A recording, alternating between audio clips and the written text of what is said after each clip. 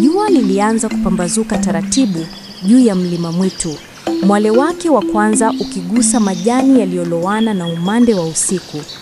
Upepo mwanana ulivuma kutoka upande wa mashariki, ukibeba harufu ya maua pori, majani mabichi na sauti za ndege waliokuwa wakiimba nyimbo zao za asubuhi.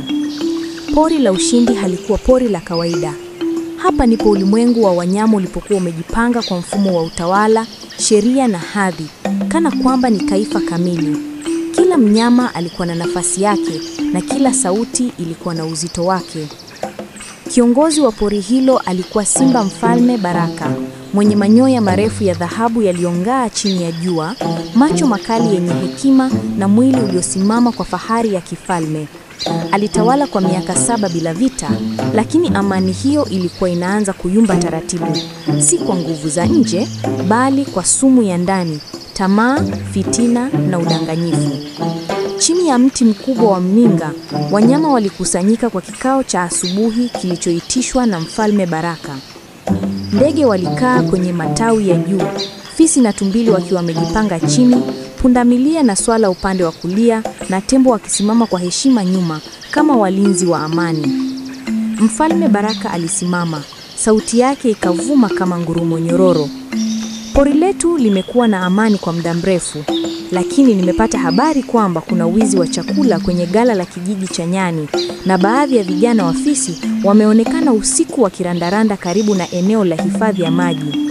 Tumeanza kusahau heshima na ushirikiano wetu. Kulikuwa na kimya. Kisha fisi mkuu Kombo alicheka kwa sauti ya ujanja. Mheshimiwa Mfalme, fisi hawana makosa. Wengi wetu tumekosa chakula kwa sababu Sokwe wameweka hifadhi yao mbali sana. Sisi tunatafuta tu mabaki ya maisha, sio kuiba. Sokwe mmoja kijana aliyeitwa Tambo akainuka. Sio kweli, nilimwona mwenyewe Kombo usiku akitoka na kipande cha ndizi mkononi, kisha akawasindikia vijana wake. Sauti zikapanda, vuguvugu likaanza, wanyama wakaanza kunong'ona. Simba Baraka akainua mkono wake wa kulia, ukimya ukarejea. Tutachunguza, lakini kumbukeni, adui mkubwa wa pori hili si njaa, bali ni tamaa. Wakati mwingine tamaa huvaa ngozi ya haki. Maneno hayo yalitingisha wengi. Wakati kikao kikiendelea, nyuma ya miamba mikubwa, ndege korongo alikuwa akizungumza na simba dume mdogo Chuwiwa, mtoto wa Mfalme Baraka. Chuwiwa alikuwa kijana mwenye nguvu, mwepesi na mwenye ndoto nyingi, lakini moyo wake ulikuwa unahangaishwa na kitu kimoja: mapenzi ya ndege korongo ambaye hakuwa wa aina yake. Korongo, babangu hawezi kukubali ni kuoe. Kwao simba hufunga ndoa na simba pekee, lakini moyo wangu hauna mipaka ya species, alisema Chuwiwa kwa sauti ya chini. Korongo akatabasamu kwa huzuni. Upendo ni wa wote, lakini dunia yenu ya kifahari imejaa mipaka.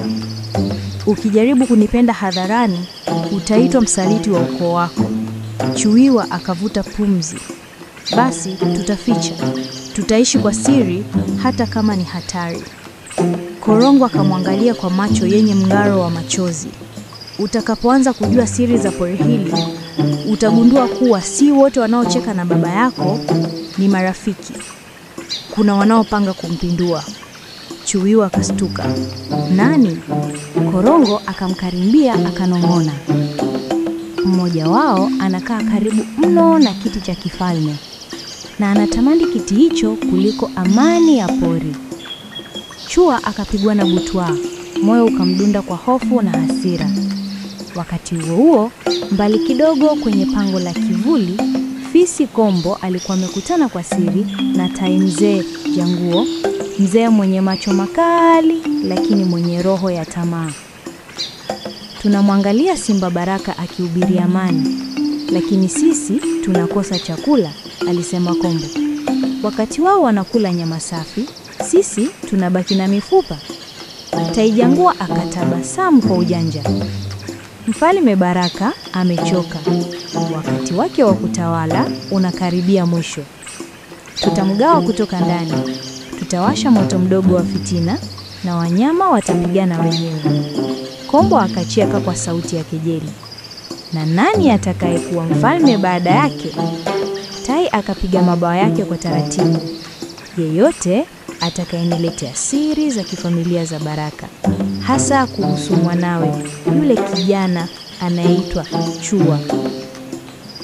Usiku ulipokaribia, Chua alitembea peke yake kwenye savana, macho yake yakiangaza kwa huzuni. Kila nyasi iliyotikiswa na upepo ilimkumbusha maneno ya korongo. Kuna wanaopanga kumpindua baba yako.